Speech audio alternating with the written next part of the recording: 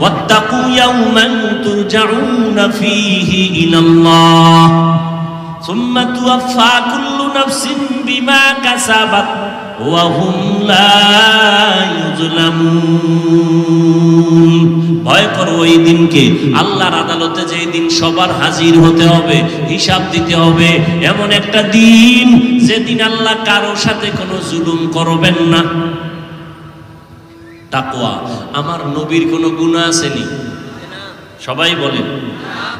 আল্লাহ পাক মনে মনে নবী ভাববেন কিছু হইল নি, আল্লাহ কয় তাও মাফ।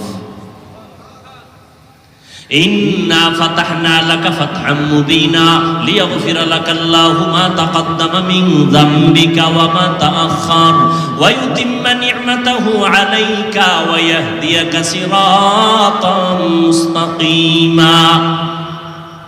নবীর সামনেও গুনাহ নাই, পিছনেও গুনাহ নাই, মনে মনে ভাববেন কিছু হইল নি, আল্লাহ কয় তাও মাফ। ওই নবীকে আল্লাহ বলেন আপনি তাকওয়া অর্জন করেন। ইয়া আইয়ুহান নাবিয়্যুত্তাকিল্লাহ ওয়া লা তুতি'ল কাফিরিনা ওয়াল মুনাফিকিন। ও নবী, আপনি আমি আল্লাহকে ভয় করেন, তাকওয়া অর্জন করেন, কাফের মুনাফিকের অনুসরণ করবেন না। তাকওয়া, তাকওয়ার এত বয়ান কেন? তাকওয়া বড় দামি একটা সম্পদ।